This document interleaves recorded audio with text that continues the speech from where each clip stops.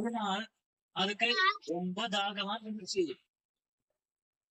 அது தண்ணிய தேடிக்கிட்டு இங்கேயும் அங்கேயும் பறந்துகிட்டு இருந்தது. ஆனா அதுக்கு எங்கேயும் துளி தண்ணி கூட கிடைக்கல. பாவம் ஓஞ்சி போய் ஒரு பெரிய மரத்துல மேல ஒரு கிளையில போய் உட்கார்ந்துருச்சு. திடீர்னு தூரத்துல ஒரு தோட்டத்துல ஒரு பானை வச்சிருக்கிறது அது கவனிச்சுது. அதுக்கு தோணுச்சு, அடடே, அந்த பானையில எனக்கு தண்ணி கிடைக்கும். நான் ஏன் அந்த பானையில போய் தண்ணி இருக்கான்னு பார்க்க கூடாது? இப்படி யோசிச்சு அது பறந்து போய் அந்த பானையோட விளிம்புல உட்கார்ந்துருச்சு. பானைக்குள்ள உச்சி போட்டுச்சு. பானையோட அடியில கொஞ்சமா தண்ணி தேங்கிட்டு பார்த்துச்சு. அது இருந்துச்சு.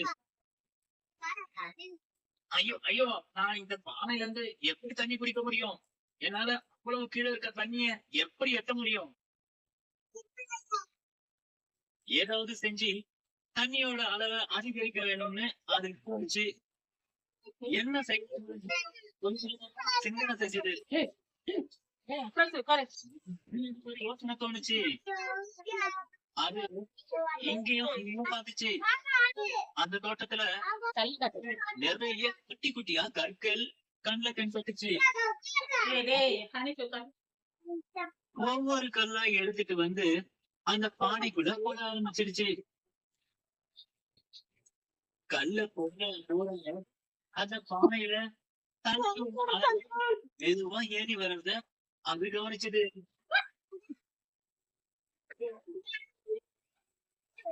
இன்னும் நிறைய கற்கள் உள்ள போட்டா அளவு ஏற்ற அதுக்கு புரிஞ்சிருச்சு. அது ஒவ்வொரு கூட்டத்துல இருக்க எல்லா கற்களையும் அந்த பானைக்குள்ள போட ஆரம்பிச்சது.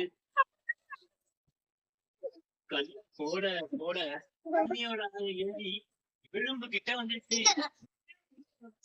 காக்காவால தன்னுடைய வாக்குக்கு தண்ணி குடிக்க முடிஞ்சது. தாகத்தை தீர்த்து வயிற ரொப்பி காக்கா சந்தோஷமா போயிடுச்சு. எவ்வளவு புத்திசாலி இந்த காக்கா.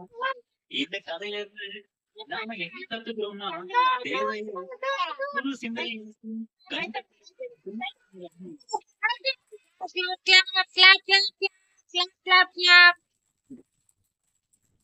Clap your hands.